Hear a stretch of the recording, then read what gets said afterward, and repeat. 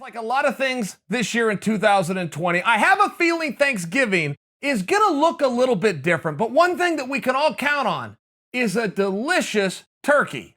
And our friends at ButcherBox are here to make Thanksgiving a little bit less stressful and a whole lot more delicious. For a limited time, they are going to give new members a free 10 to 14 pound turkey in your first box. If you haven't tried ButcherBox, I highly recommend that you give them a shot. They are my trusted source for delicious, clean meat from trusted fishermen, from trusted farmers, from trusted ranchers. Remember, sign up now, receive a free 10 to 14 pound, delicious, free range, all natural turkey in your first box in time for Thanksgiving dinner. Visit butcherbox.com/Chael for this very special limited time offer. Oh, and you're welcome. Here's a topic going around the internet the kids on the underground are discussing, and they're being serious, by the way. This is why I'm making fun of them. They're being serious with the following question. Headline: did Glover just steal Adesanya's title shot? Right? Could you imagine how stupid that statement is? I mean, you, my audience, which has a brain because I smarten you each and every week for the last 5 years. The kids on the underground don't have a mentor, apparently. First off, dum-dums, Adesanya versus Blachowicz is something called signed, you idiots. Secondly, the long-term play is to get Adesanya and Jones together, which is the biggest fight the industry could make, you idiots. And third, your one and only argument, and I'm Team Glover. I train with Glover. I love Glover to make believe, and here was the argument. Glover deserves it more than Adesanya. That was the number one response by anybody that was Team Glover. Do you realize what you're saying? You idiots. You're saying a guy on a very impressive 5-fight win streak, 3 of which of those 5 he was the underdog going in, which made it even more impressive, is more deserving than the sitting, reigning, undefeated champion of the world who's taking the risk in moving up. You idiots. At some point, if you're going to make an argument, you have to come from a level of honesty so that the person across the table can trust you, thus respecting you. You'll never get a deal if that person who's going to make the decision, up, down, or sideways, doesn't respect you. So come in with the truth, which is, look, Adesanya's got a whole bunch of time to fight for those championships, and Glover's window is closing, and Glover is a really nice guy who's never violated anything, who's never hurt anybody, never missed weight, taken the hard fights, never violated the testing policies. Let's give it an opportunity because his window's a little bit shorter. And I'd just like to see something good to happen for him. For the first time in my life, I'm trying to do the right and nice thing. And that's not typically what I do. That would be what you would say because then you would be honest, right? You weren't honest, kids on the underground.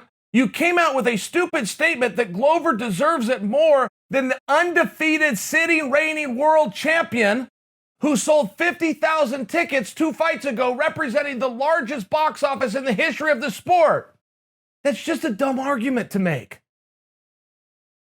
Arguing you want something wonderful happen to Glover, and time is ticking down, and he has done enough work, and put him in there, and he's now beat 2 number 1 contenders, thus making him the number 1 contender in any broad stroke normalcy. Time is problematic when a fight's already signed, you idiots.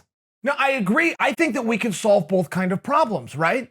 First off, I do agree that Glover deserves to fight for a world championship, to making believe as he is more deserving or more credible or has more paper or ranking behind him than the undefeated world champion.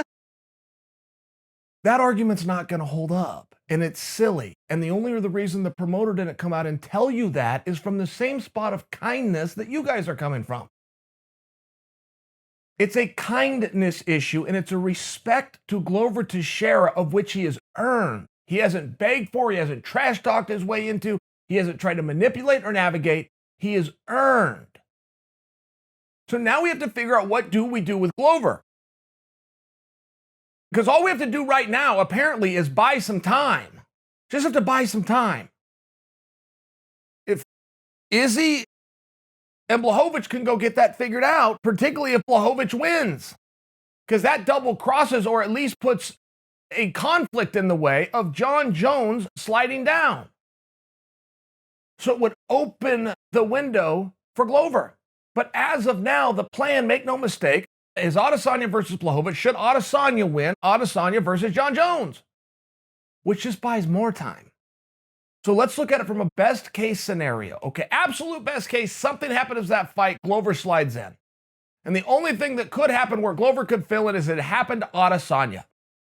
If it happens to Blachowicz, there is no fight because he's the one bringing the damn title, okay? Absolute best case, Adesanya withdraws for whatever reason, Glover slides in. Second best case and far more likely is an Adesanya-Blachowicz fight. Blachowicz wins, and then Glover fights Blachowicz. But what does Glover do in the meanwhile? Good news for Glover. He's got most of the heavy lifting out of the way. All right? Gustafsson left the division. Rumble's yet to return to the division. He's already beat Lionheart, and he's already beat Santos. Top guys. So the good news is whatever he has next, and as hard as it's going to be, is likely not to be as hard as what he's already got in the rear view. There's the good news. In the worst case scenario, though, for Glover is that Adesanya, and then is Adesanya versus Jones, thus kicking the can even further. Now he's got a couple of fights. Oh, and by the way, another year on his age, which things just get a little less likely.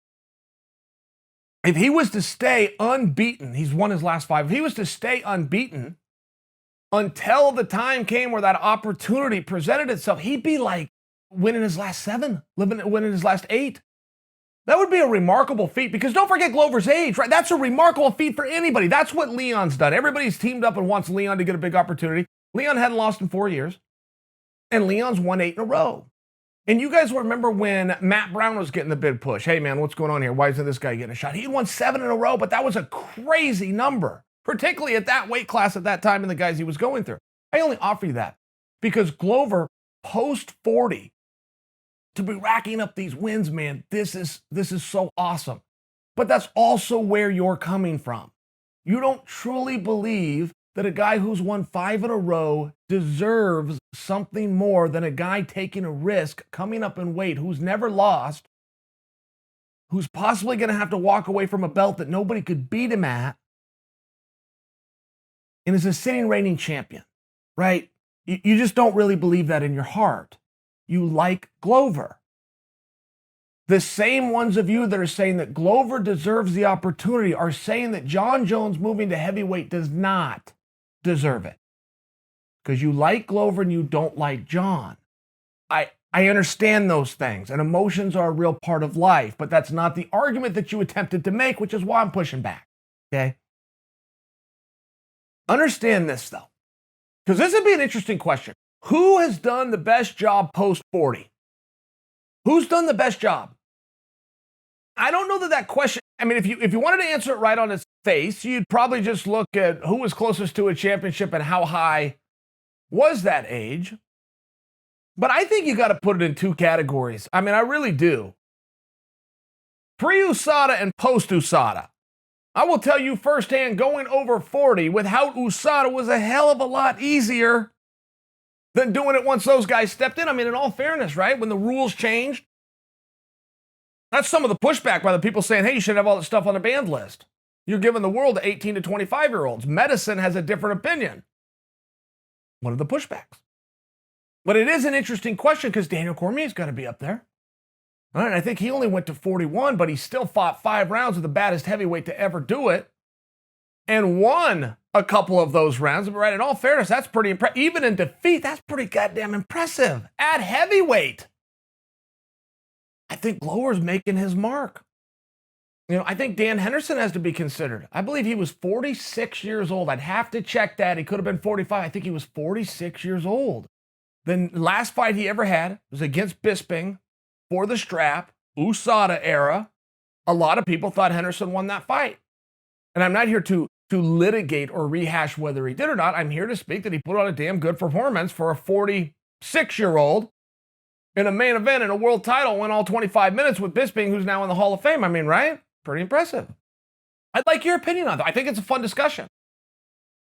And I think that's a discussion that you really want to have. I think that's why you're tipping your hat to Glover. Isn't just because he's a nice guy with a nice smile that says nice things and fights really damn well. I think it's also because of his age. I think you're impressed by it. I think you want to see him get every opportunity. You understand that window is closing. I don't think you're wrong for that. Just don't use the word deserve.